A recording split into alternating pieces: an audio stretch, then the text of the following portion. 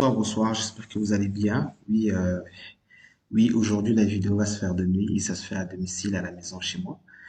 Alors, il est 23h40. Voilà, je me suis dit que je dois faire une vidéo parce que je viens de recevoir une vidéo. Nous avons eu une pluie, je crois, la semaine passée, hein. C'était une pluie qui nous a pris pratiquement toute la journée. Alors, cette pluie, je pense elle a eu lieu sur toute l'étendue du territoire parce que les images que nous avons reçues sont des images de la ville côtière, notre chère ville économique, Pointe-Noire. C'est des images qui font mal, c'est des images qui vraiment qui m'ont beaucoup touché.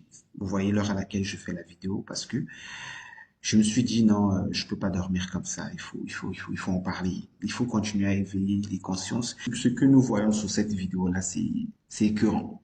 Ça fait mal. Ça fait mal.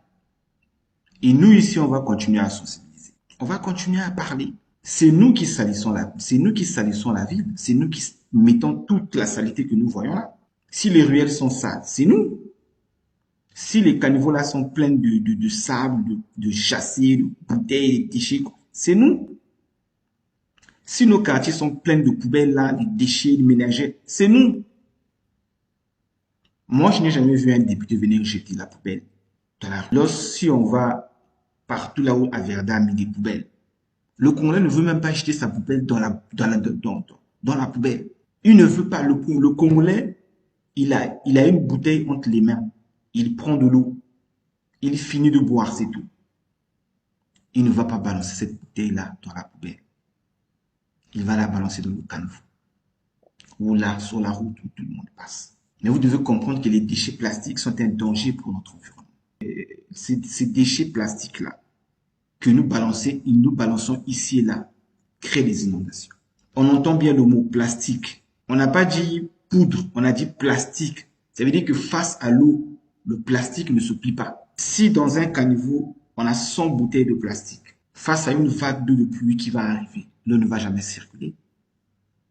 Les bouteilles vont se concentrer et ça va créer un blocus. S'il vous plaît, nous les Congolais, on aime trop parler, on aime trop bouder en fait, on aime trop se plaindre. Aujourd'hui, on le voit partout. On a créé des clubs de marche pour le sport le dimanche. Mais pourquoi est-ce que ces clubs de marche ne peuvent pas créer des initiatives d'assainissement deux week-ends je sais pas, un week-end par mois? Si on va aller marcher chaque dimanche, 4 week-ends dans le mois on a 4 week-ends, pourquoi est-ce que ces clubs de marche ne peuvent pas organiser un week-end d'assainissement le mois? Je suis en train de sonner la sonnette d'alarme pour ces personnes qui acquisent des parcelles tout au long des rivières, des cours d'eau, les personnes qui ont des parcelles au bord des goudrons, des caniveaux devant leurs parcelles. Ce que nous sommes en train de remarquer au pays, c'est quoi? C'est que nous attendons que les pouvoirs publics viennent faire ce que nous devrions faire. La population est le premier acteur de l'assainissement d'un pays. L'évolution d'un pays doit être accompagnée par la population. Donc, nous devrions mettre en place des systèmes pour pouvoir sauver nos quartiers. Nous devrions mettre en place des systèmes pour pouvoir sauver nos quartiers. Pour ceux qui vivent tout au long des rivières, j'ai parlé dernièrement de faire des consortiums. Faites des consortiums. Faites-vous des groupes, des clubs de pétanque, des clubs de sport. Ils se retrouvent chaque dimanche, ils vont aller marcher, après ils vont aller prendre la bière. Mais au lieu d'aller marcher le dimanche, pourquoi est-ce que on ne peut pas organiser des week-ends des week-ends d'assainissement?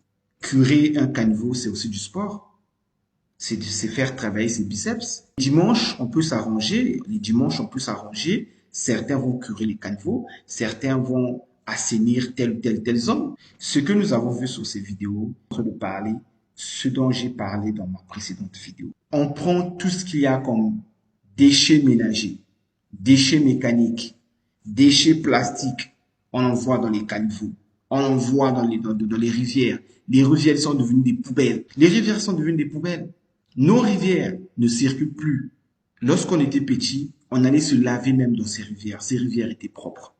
Le Congo n'a pas changé, c'est le même Congo qu'aujourd'hui. Moi, je n'ai jamais vu un ministre venir jeter la poubelle dans une rivière. Et je n'ai jamais vu un député venir déverser de la poubelle dans une rivière. Non, c'est nous, la population, qui le faisons. Et lorsque nous le faisons après avoir gâté la rivière, comme disent les Camerounais, on se plaint. Et lorsque ce genre de choses arrivent, les gens vont pointer les pouvoirs publics. Non, nous devrions pointer notre mode de vie, notre façon de traiter ces écosystèmes. Un caniveau est fait pour que l'eau, les eaux usées ou les eaux de pluie puissent circuler. Toi, monsieur, toi, madame, tu achètes ton eau en bouteille, tu finis de boire. Qu'est-ce que tu fais? Tu envoies la bouteille sur la route de le caniveau. Cette bouteille-là, lorsque ces bouteilles-là vont s'accumuler dans le caniveau, qu'est-ce que ces bouteilles vont faire? Ils vont bloquer le caniveau parce que les bouteilles, c'est du plastique. C'est du plastique. Et le plastique ne fond pas face à l'eau. Il crée une résistance. Le plastique va créer la résistance face à l'eau. Qu'est-ce qui se passe? L'eau va s'accumuler et avec cette force, on connaît la suite. Moi, je ne suis pas expert en climatologie. Je suis un Congolais qui a fait un constat sur quelque chose que nous les Congolais, ne voulons pas dire tout. Nous devrions changer notre façon de gérer notre environnement. Regardez ce qui se passe à Pointe-Noire. Regardez ce qui se passe à Pointe-Noire. Mais c'est parce que la rivière s'est rétrécie. Les gens, en achetant des parcelles, ont élargi leurs parcelles jusqu'à prendre jusqu'à prendre la limite de la rivière. Ça veut dire que la rivière a rétréci. Et après, on a fini par déverser tous les déchets dans la rivière. Et les conséquences, c'est les inondations.